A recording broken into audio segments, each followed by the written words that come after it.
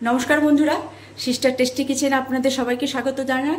আজকে টেস্টি কিচেনের রেসিপি হচ্ছে, যেরকম আমরা আলু পোস্ত খাই না বন্ধুরা, সেই রকম আজকে আমি তিল পোস্ত করছি। তিল দিয়ে পোস্তটা যেরকম আমরা খাই, তার জন্য আমি আলুটাকে সেদ্ধ করে এরকম কাটিং করে রেখেছি। আর তিলটাকে রোস্টেড করে, মানে খালি কড়াইতে আমি ভেজে নিয়েছি, সেটা হালকা করে ভেজে নিয়েছি যাতে এর ময়েশ্চারটা চলে যায় আর তিলের যে সুন্দর একটা গন্ধ সেটা বেরিয়ে আসে।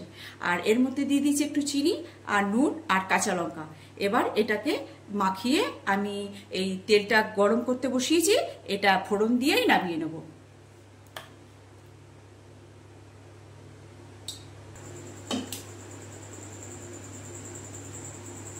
একটু পাউডার দিই।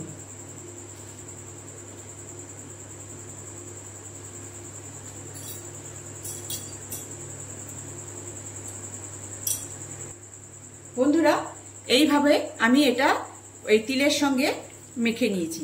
এইটা ফোড়ন দিয়েই আমি নামিয়ে নেবো, কেন কি আমার যে তিল যদি আমি একটু বেশি ভাজি তাহলে তিলের যে ফ্লেভারটা সেটা নষ্ট হয়ে যাবে।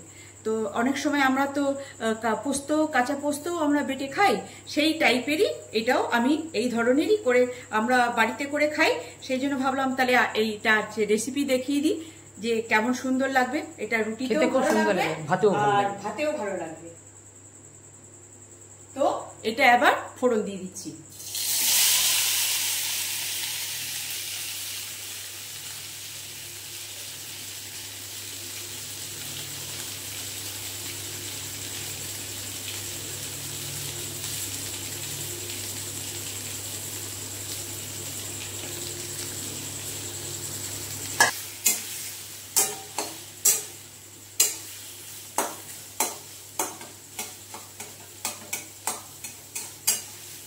বন্ধুরা, এটাকে আমি বেশি ভাজবো না, কেন কি আমার তিল রোস্টেড করা, বেশি ভাজলেই তিলের যে গন্ধটা সেটা হয়ে যাবে।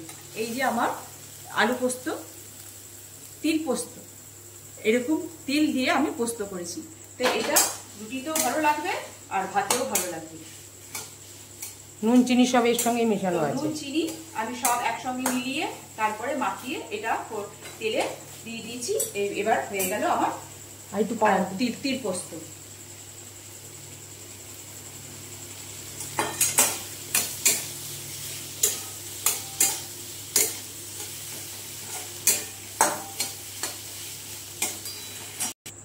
বন্ধুরা, এই যে আমার তিল পোস্ত, মানে যেরকম আমরা পোস্ত বাটা দিয়ে আলু পোস্ত খাই, সেরকম এটা তিল দিয়ে তিল বাটা দিয়ে আমি তিল পোস্ত করেছি। তো কেমন লাগছে? ভালো লাগলে কমেন্টস দেবেন। আর একদম সামান্য রেসিপি, আর আপনারাও বানিয়ে খাবেন।